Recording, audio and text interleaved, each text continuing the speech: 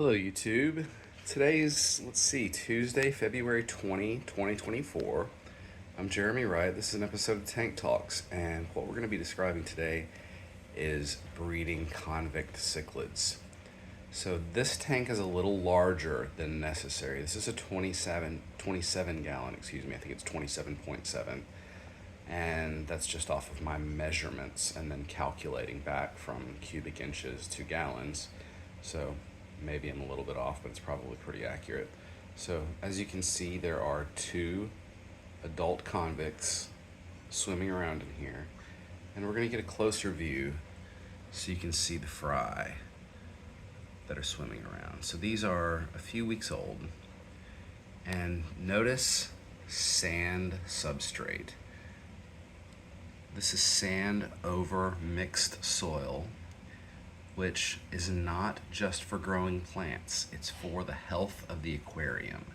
It's for processing nutrients. It's for creating a nutrient and food web and a nutrient chain.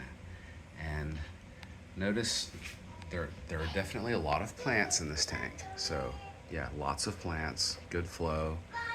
My daughter's talking in the other room, but I don't think that'll mess with us too much. This video is probably going to be fairly short, but essentially, yes, it's a planted tank. Convicts in general will dig up plants. If you don't have a lot of surface area, they will generally just dig up your plants. So the plants that are in here are kind of drifting plants like Christmas moss, Java moss, guppy grass, and then there's some planted Anacharis or Elidea densa right there. There is an Aponogenton plant, which is related to the Madagascar lace plants, and that's rooted. That's a large plant that's growing in here. There's also a little bit of Rotala, and there was some other stuff planted, but they decided against that. Higher in the tank, there's a pothos plant, just kind of drifting, hanging out. You can see some of the pothos leaves up in the top. There are also a lot of floating plants. So redroot floater back there, a little bit of duckweed closer toward us, and even some pistia water lettuce.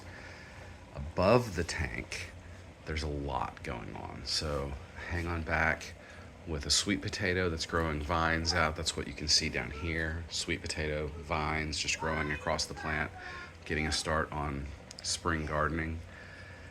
There is a Chinese evergreen back here. There are some arrowids, syngonium. There are also one of my favorite things to grow from the top of an aquarium, Mexican petunia. They have beautiful purple flowers a little later in the year, but so there are two hang-on backs that are actually working in here. Another one is just sitting here hanging out. So there's a lot of plant matter growing from this aquatic system aquaponically, meaning I don't add fertilizers, I don't add chemicals of any type to this tank. These fish are essentially the fertilization for the plants through cellular and organismal respiration and the wastes they produce. And I should also add that the soil under the sand and the type of sand, being pool filter sand, are really critical to the success of this tank. This is just an easy peasy, it's not really a tank that's designed to grow plants, it's designed to grow some fish and keep fish healthy and happy. And it's just a safe place for some convicts to hang out.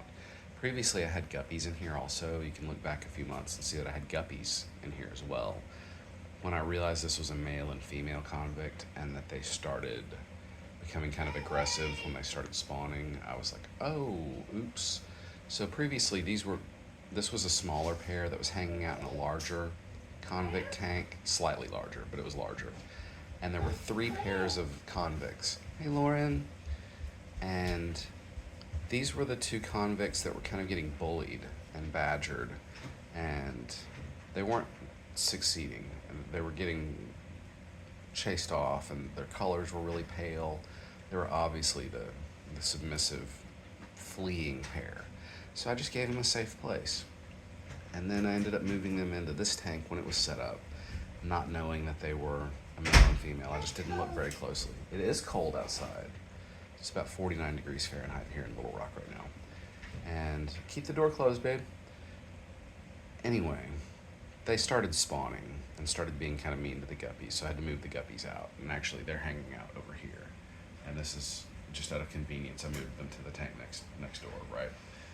But close the door, Lauren. Anyway, the success to keeping convicts is essentially giving them the right type of substrate, giving them a lot of cover to hide under so they're not stressed, and in my opinion, putting that soil under the pool filter sand goes miles and miles. That's a natural filter.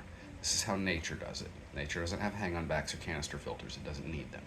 What it does need is biodiversity. So, on that note, uh-oh, Pappy. So, I'm gonna help Lauren find her pacifier now. And thanks for watching this little video on convict cichlids. For food, believe it or not, I don't actually feed the fry anything special.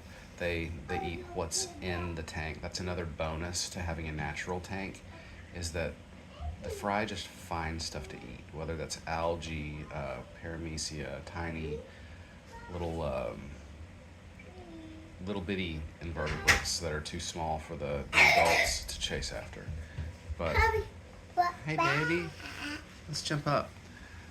So, yeah, major benefit to. There's a reflection of Lauren. That's my 2-year-old. Do you like fish, baby? Do you like fish? Peppy.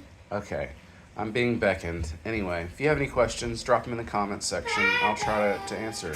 Otherwise, thanks for watching. If you would be so kind, give me a like or subscribe, and I'll catch you in the next video.